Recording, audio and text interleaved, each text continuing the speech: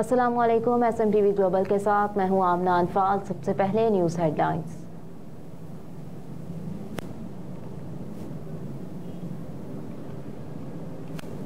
लाहौर में स्मॉग का राज, शहर की फजा बदस्तूर मुजरे सेहत। बाहू का शहर लाहौर आज भी फजाई आलूगी के एतबार से पहले नंबर पर। शहर का ओस्ट क्वालिटी इंडेक्स 261 रिकॉर्ड किया गया।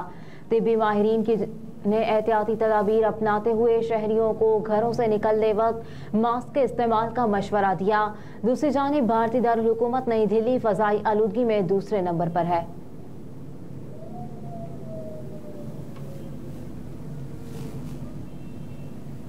भारतीय सुप्रीम कोर्ट में कश्मीरियों के साथ इंसाफ का कत्ल किया गया। सरबराह अवामी मुस्लिम लीग शेख रशीद अहमद ने समाजी राब्तों की वेबसाइट एक्स पर बयान जारी करते हुए कहा कि सारी पाकिस्तानी कौम इस फैसले को मुस्तरद करती है। अदालती तौसीक की कानूनी अहमियत नहीं, मामला अक़वाम मुत्तहिदा में है।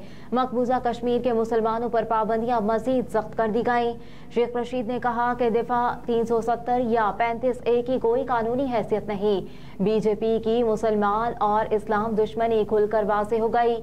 भारतीय अदालत फैसला अक़वाम मुत्तहिदा की करारदादों के मुनाफी है। कश्मीरी को गुलाम नहीं बनाया जा सकता।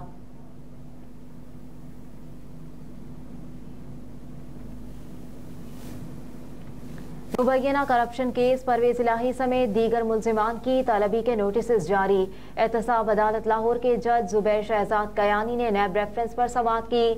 नैब की जानिब से प्रोसिक्यूटर वारिस अली जंजुआ अदालत में पेश हुए। अदालत ने तरक्याती मंसूबों में मुबैना अरबों रुपए करप्शन और किकबैक्स वसूल करने के मामले पर परवेज इलाही समेत दीगर को तलबी के नोटिस जारी कर दिए। एहतसाब अदालत ने परवेज इलाही और मोहम्मद खान भट्टी समेत दीगर 14 मुल्जिमान की तलबी के नोटिस जारी किए, जिसके बाद अदालत ने साबिक वज़ीर आला परवेज इलाही और दीगर के खिलाफ मुबैना करप्शन के खिलाफ नैब रेफरेंस पर मजीद समाअत 20 दिसंबर तक मुलतवी कर दी।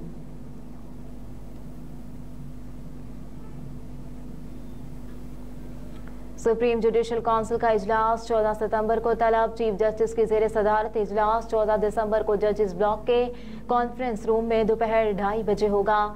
ज़राए के मुताबिक सेक्रेटरी सुप्रीम जुडिशल काउंसिल ने 5 मेंबरान को नोटिस भेज दिया। इजलास में जस्टिस मज़ाहिर नकवी के खिलाफ शिकायत के मामले पर गौर किया जाएगा। दूसरी जानिब जस्टिस मज़ाहिर अली नकवी ने सुप्रीम जुडिशल काउंसिल की कार्रवाई के खिलाफ दरखास्तें दायर कर रखी हैं, जिनको 15 दिसंबर को समाअत के लिए मुकर्रर करने का फैसला किया गया। जस्टिस अमीनुद्दीन खान की सरबराही में सुप्रीम कोर्ट का 3 रुकनी बेंच समाअत करेगा। जस्टिस जमाल खान मंदुकेल और जस्टिस मुसर्रत हिलाली भी बेंच में शामिल हैं।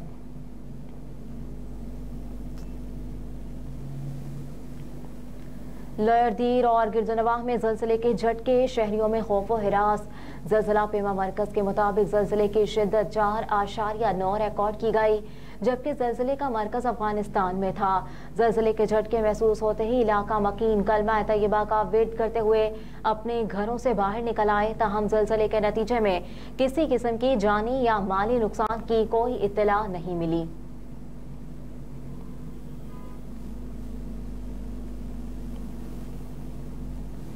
वज़ारत मज़हबी उमूर का हज दरख्वास्तों की मुद्दत में 10 दिन की तौसी का फैसला।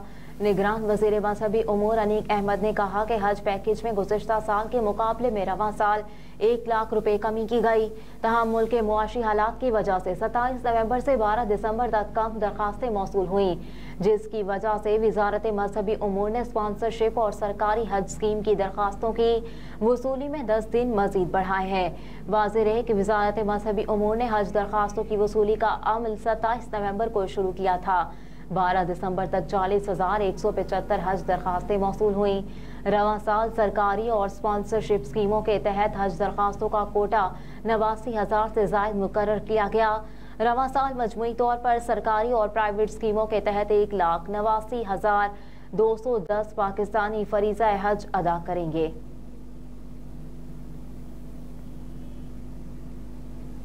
सुप्रीम कोर्ट का जुल्फ़िकार भुट्टो सदारती रेफरेंस की समाअत बराह रास्त नशर करने का ऐलान। गुज़िश्ता रोज पाकिस्तान पीपल्स पार्टी के चेयरमैन बिलावल भुट्टो ने सुप्रीम कोर्ट में जुल्फ़िकार अली भुट्टो की फांसी के खिलाफ सदारती रेफरेंस की समाअत की बराह रास्त नशरियात के लिए दरख्वास्त दायर की थी। दरख्वास्त में मौक़िफ़ इख्तियार किया गया कि जुल्फ़िकार अली भुट्टो का नवासा होने के नाते इंसाफ के लिए दरख्वास्त की। ذوالفقار علی بھٹو نے ہمیشہ قانون کی بالادستی کے لیے کردار ادا کیا.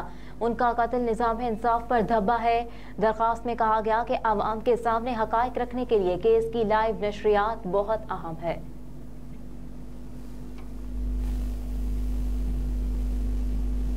Tehreek Insaf intra party election کے خلاف درخواستوں پر سماعت 14 دسمبر تک ملتوی. چیف الیکشن کمشنر سکندر سلطان راجہ کی سربراہی میں 5 رکنی کمیشن نے درخواست پر سماعت کی. Chairman P T I barrister Gohar Ali Khan commission کے سامنے پیش ہوئے، جبکہ اکبر ایس بابر سمیت دیگر درخواست گزار بھی کمرہ عدالت میں موجود تھے.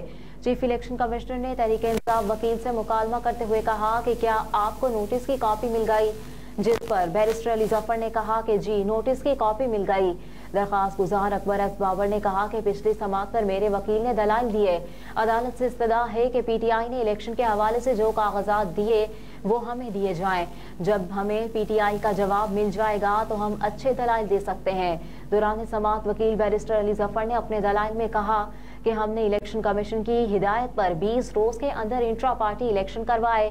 ہم نہیں چاہتے کہ پاکستان کی سب سے بڑی سیاسی جماعت کو انتخابی نشان سے دور رکھا جائے. الیکشن قریب آ رہا ہے، چاہتے ہیں اس کیس کا جلد فیصلہ کیا جائے.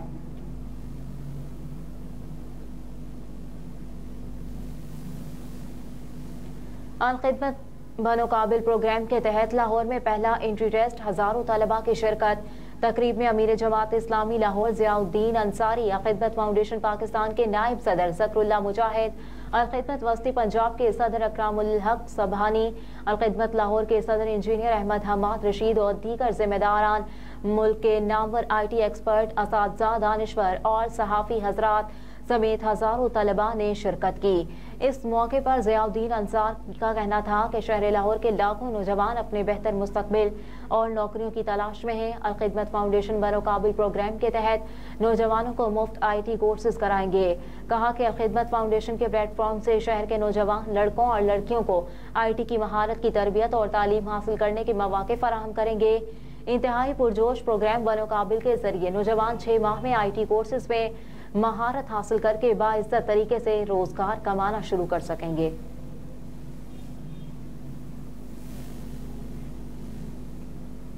اور پاکستان ٹیم آسٹریلیا کے خلاف ٹیسٹ سیریز کے چیلنج کے لیے تیار ہے. محمد حفیظ کا کہنا ہے کہ پاکستان کی یہ ٹیم اس ٹیسٹ فارمیٹ میں سیٹ ہو چکی اور اس نے اپنے ملک کے لیے نمایاں کارکردگی دکھائی ہے. حوصلہ افزا بات یہ ہے کہ یہ ٹیم چیلنج قبول کرنے کے لیے پرجوش ہے اور آسٹریلیا میں اچھا کھیلنا ان کے لیے بہت اچھا ہوگا.